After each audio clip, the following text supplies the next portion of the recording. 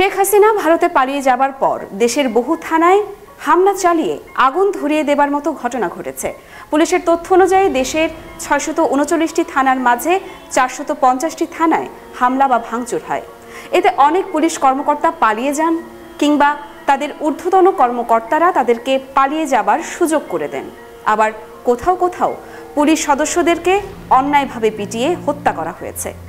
জুলাই গণঅভ্যুত্থানে বাংলাদেশে সংঘটিত মানবাধিকার লঙ্ঘনের তদন্ত প্রতিবেদন প্রকাশ করেছে জাতিসংঘ। গত বছর 5 থেকে 15 আগস্ট পর্যন্ত বাংলাদেশে মানবাধিকার লঙ্ঘনের ঘটনাগুলোর দ্রুত ও স্বাধীন তদন্তের সুপারিশ করেছে জাতিসংঘ। গণঅভ্যুত্থানে শেখ হাসিনার ক্ষমতাচ্যুত হয়ে ভারতে পালিয়ে যাওয়ার পরে এই ঘটনাগুলো ঘটেছিল। জাতিসংঘের মানবাধিকার বিষয়ক হাই কমিশনের কার্যালয় OHCHR তাদের তথ্য অনুসন্ধানী প্রতিবেদনে এই সুপারিশ করেছে। প্রকাশিত এই প্রতিবেদনের শিরোনাম 2024 সালের জুলাই ও আগস্ট মাসে বাংলাদেশে বিক্ষোভ সম্পর্কিত মানবাধিকার লঙ্ঘন ও নির্যাতন। এই প্রতিবেদনে বলা হয়েছে 15 আগস্টের পরের ঘটনাগুলো এই তদন্তের আওতাধীন না হলেও OHCHR ঘটনাগুলোর স্বাধীন এবং সুষ্ঠু তদন্তের জন্য কাজ করে যাচ্ছে। এমনকি এই তদন্তে দেখা গিয়েছে বাংলাদেশের এই বিচারগুলো যদি না হয়ে থাকে তাহলে দেশের ভাবমূর্তি ক্ষুণ্ণ হতে পারে, একই সাথে গণতান্ত্রিক সংস্কৃতি এবং অর্থনীতির উপরও বিরূপ চাপ পড়তে পারে। 5 আগস্টের পর থেকে উন্মত্ত জনতা আওয়ামী লীগের নেতাকর্মী এবং তাদের কার্যালয়গুলোতে হামলা চালায়। OHCHR যেসব তথ্য পেয়েছে সেই অনুযায়ী কিছু ক্ষেত্রে বিএনপি এবং জামায়াতে ইসলামের সমর্থকরা এসব হামলায় জড়িত ছিল। সংক্ষুব্ধ জনতা আওয়ামী লীগ নেতা, সরকারি কর্মকর্তা বা তাদের ঘনিষ্ঠ আত্মীয়দের বাড়ি ও ব্যবসা প্রতিষ্ঠানে ভাঙচুর, লুটপাট এবং আগুন দেয়। প্রতিবেদনে বলা হয়েছে হিন্দু, আহমদিয়া সম্প্রদায় এবং পার্বত্য চট্টগ্রামের আদিবাসীদেরকে এই মানবাধিকার লঙ্ঘনের শিকার হতে হয়েছে এবং তাদেরকে উদ্দেশ্য প্রণোদিতভাবেই এই আক্রমণ করা হয়েছে, যার ফলে তাদের বাড়িঘরে অগ্নিসংযোগ এবং লুটপাট করার মতো ঘটনা ঘটেছে। এমনকি উপাসনালয়গুলোতেও আক্রমণ চালানো হয়েছে। সরকারি বিশৃঙ্খলা থাকায় এই মানবাধিকার লঙ্ঘনের ব্যাপারে কোনো কার্যকর পদক্ষেপ নেওয়া সম্ভব হয়নি। হাসিনার পতনের পর পুলিশের অনেক সদস্য কাজে যোগ দিতে ভয় পাচ্ছিলেন এবং বেশ কয়েকটি এলাকায় পুলিশি অভিযান কার্যত বন্ধ হয়ে যায়। এই পরিস্থিতিতে প্রতিশোধমূলক হামলা এবং সুযোগ সন্ধানীদের তৎপরতা আরও বেড়ে যায়। আওয়ামী লীগ OHCHR-কে একটি বিস্তারিত তালিকা দিয়েছে যাতে তাদের দলের নিহতদের নাম, তারিখ ও কারণ উল্লেখ করা হয়েছে। এই তালিকা অনুযায়ী 1 জুলাই থেকে 15 আগস্টের মধ্যে আওয়ামী লীগ ও এর সহযোগী সংগঠনের 144 জন নেতাকর্মী হামলায় নিহত হয়েছেন।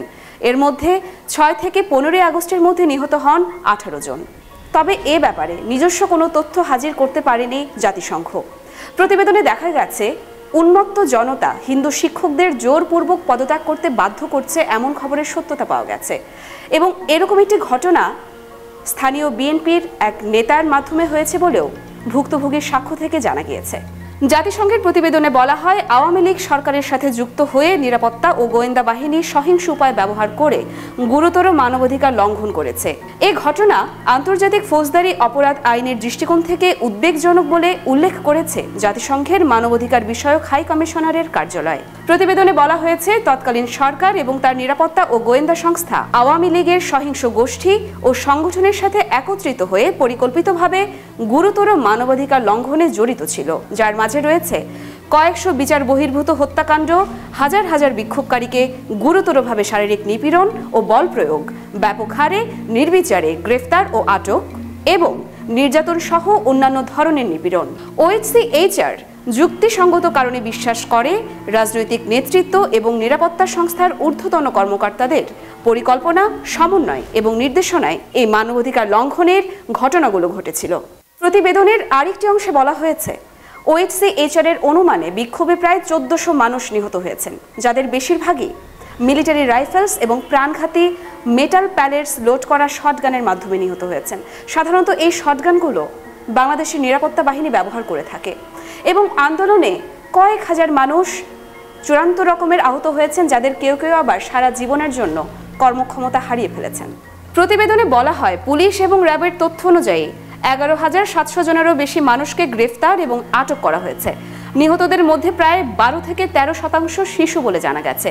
পুলিশ এবং অন্যান্য নিরাপত্তা বাহিনী শিশুদের টার্গেট করে হত্যা করেছে, ইচ্ছাকৃতভাবে পঙ্গু করেছে, নির্বিচারে গ্রেফতার, অমানবিক আটক, নির্যাতন এবং অন্যান্য ধরনের নিপীড়ন করেছে। বিশেষ করে শুরুর দিকে বিক্ষোভের সম্মুখ সারিতে থাকা নারীদের ওপর নিরাপত্তা বাহিনী এবং আওয়ামী লীগ সমর্থকরা মারাত্মকভাবে আক্রমণ করেছে। নারীরা যৌন এবং লিঙ্গভিত্তিক সহিংসতার শিকার হয়েছেন, যার মধ্যে ছিল লিঙ্গভিত্তিক শারীরিক সহিংসতা ও ধর্ষণের হুমকি। কয়েকটি ডকুমেন্ট বিশ্লেষণ করে দেখা গেছে আওয়ামী লীগ সমর্থকদের দ্বারা যৌন নির্যাতনের ঘটনাও ঘটেছে।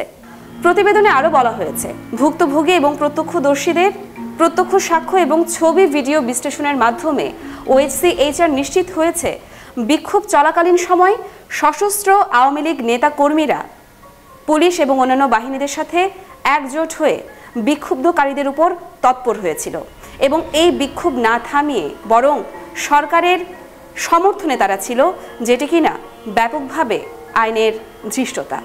এতে বলা হয়েছে, অনেক অভিযানে বিক্ষোভকারীদের ছত্রভঙ্গ করার জন্য পুলিশের সহিংস প্রচেষ্টাকে সাহায্য করতে অভিযান শুরুর আগেই সশস্ত্র আওয়ামী লীগ সমর্থকরা পুলিশের সাথে সারিবদ্ধভাবে দাঁড়িয়েছিল অথবা পুলিশ ফোর্সের পেছন থেকে আক্রমণে অংশ নিয়েছিল।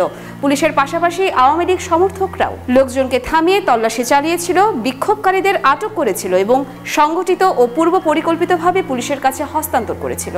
প্রতিবেদনে আরও উল্লেখ করা হয়েছে, বাংলাদেশ পুলিশ OHCHR-কে পুলিশ সদস্য, আওয়ামী লীগ ও আওয়ামী লীগের সহযোগী সংগঠনের 95 জন সদস্যের নাম এবং তাদের ভূমিকা কী ছিল তার বিস্তারিত সরবরাহ করেছে। পুলিশের মতে, এই ব্যক্তিরাই বিক্ষোভের সময় সহিংস হামলায় ব্যবহারের জন্য নাগরিকদের অস্ত্র ব্যবহার করেছিল। অস্ত্র সরবরাহ যাদের করা হয়েছিল তাদের মধ্যে 10 জন তৎকালীন সংসদ সদস্য, 14 জন স্থানীয় আওয়ামী লীগ নেতা, 16 জন যুবলীগ নেতা, 16 জন ছাত্রলীগ নেতা এবং 7 জন পুলিশ সদস্য। গত 18 জুলাই তৎকালীন স্বরাষ্ট্রমন্ত্রীর সভাপতিত্বে একটি কোর কমিটি গঠিত হয়, যেখানে পুলিশ, র্যাব, বিজিবি এবং অন্যান্য গোয়েন্দা নিরাপত্তা সংস্থার কর্মকর্তারা উপস্থিত ছিলেন এবং স্বরাষ্ট্রমন্ত্রী নিজে বিজিবি কমান্ডারকে নির্দেশনা দেন অন্যান্য গোয়েন্দা কর্মকর্তাদের সামনে যে আন্দোলনকে প্রতিহত করতে আরও যেন প্রাণঘাতী শক্তি কার্যকর করা হয়। ঊর্ধ্বতন কর্মকর্তাদের সাক্ষ্য থেকে আরও জানা যায় যে এর পরদিন অনুষ্ঠিত এক বৈঠকে তৎকালীন প্রধানমন্ত্রী নিজেই নিরাপত্তা বাহিনীর কর্মকর্তাদের বিক্ষোভ দমনের জন্য বিক্ষোভকারীদের হত্যা করতে বলেছিলেন এবং বিশেষভাবে বিক্ষোভের মূল হোতা গণ্ডগোল সৃষ্টিকারীদের গ্রেপ্তার, হত্যা এবং হত্যার পর লাশ লুকিয়ে রাখার নির্দেশ দিয়েছিলেন, এমনটাই প্রতিবেদনে বলা হয়েছে।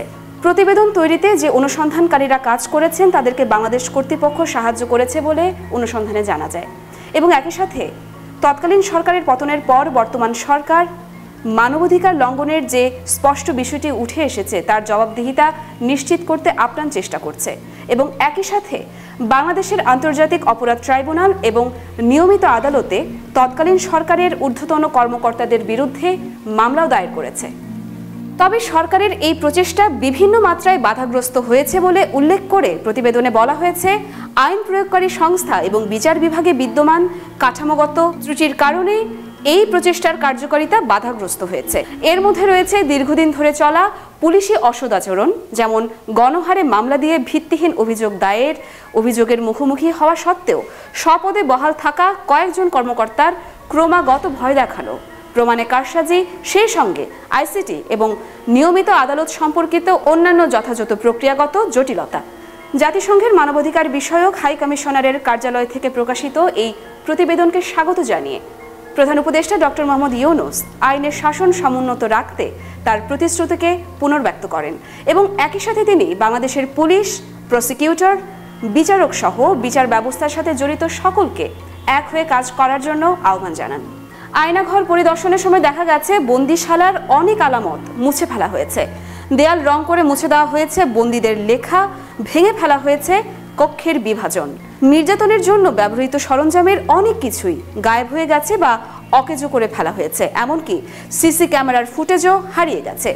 এখন প্রশ্ন হচ্ছে, কারা এই আলামত ধ্বংস করলো, কেন করলো, আর এখন এর জবাব কি পাওয়া যাবে? গুম কমিশনও বলছে অনেক গুরুত্বপূর্ণ আলামত ধ্বংস হয়ে গেছে।